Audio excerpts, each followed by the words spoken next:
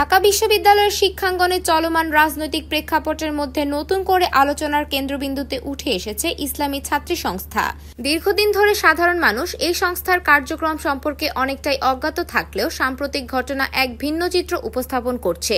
একসময় দেশের মিডিয়া এবং পুলিশ জানিয়েছিল, দেশবিরোধী কোনো ষড়যন্ত্রের সময় সংস্থার কিছু নারী সদস্যকে গ্রেপ্তার করা হয়েছে, তাদের কাছ থেকে জিহাদি বই পাওয়া গিয়েছিল এবং আদালতে তাদের জামিন প্রায় মঞ্জুর হয়নি।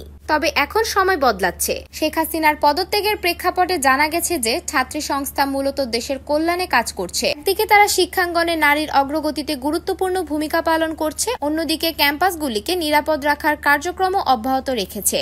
ঢাকা বিশ্ববিদ্যালয়ে হিজাব ও নিকাব নিয়ে একসময় যে লজ্জাজনক মানসিকতা ছিল, তা এখন ছাত্রী সংস্থার নেতৃত্বে গর্ব ও অধিকার হিসেবে প্রতিষ্ঠিত হয়েছে।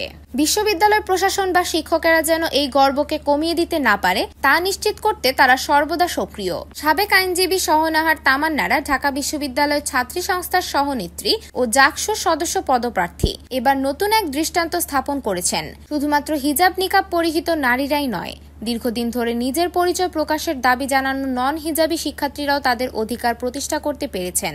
ঢাকা বিশ্ববিদ্যালয়ের ওয়েবসাইটে ব্যক্তিগত তথ্য সংরক্ষণের দাবিতে তারা হাইকোর্টে রিট আবেদন করেছেন। এ প্রয়াসে পাশে দাঁড়িয়েছেন শাহওয়াত জাকারিয়া এবং ফাতিমা তাসনিম জুমা। কোর্টের নির্দেশের আগেই বিশ্ববিদ্যালয় প্রশাসন সিদ্ধান্ত নিয়েছে, ছেলে মেয়েদের ছবি বা তথ্য আর প্রকাশ করা হবে না।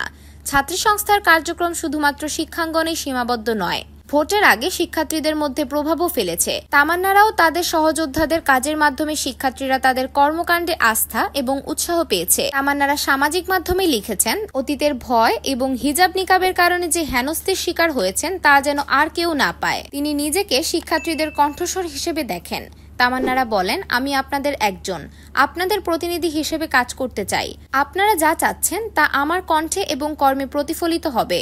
সাবিকুন্নাহার তামান্নারা এবং তার সহযোদ্ধাদের এই উদ্যোগে ঢাকার শিক্ষাঙ্গনকে নিরাপদ ও অন্তর্ভুক্তিমূলক করে তুলেছে, হোক সে হিজাবধারী বা নন হিজাবধারী। যদিও রাজনৈতিক বিরোধীরা ভিন্নভাবে এটি ব্যাখ্যা করছেন, শিক্ষার্থীদের নজর কেড়েছে ছাত্রী সংস্থার সাহসী পদক্ষেপ। তাদের এই সংগ্রাম ও কার্যক্রম শিক্ষার্থীদের মধ্যে নতুন আশা সৃষ্টি করেছে। আসন্ন ডাকসু নির্বাচনে তাদের কার্যক্রম কেমন প্রভাব ফেলবে তা দেখার অপেক্ষায় সবাই। তবে স্পষ্ট যে ইসলামী ছাত্রী সংস্থা কেবল একটি রাজনৈতিক দল নয়, বরং শিক্ষাঙ্গনের নারী সুরক্ষা, অধিকার ও নিরাপত্তার প্রতীক হিসেবে প্রতিষ্ঠিত হয়েছে।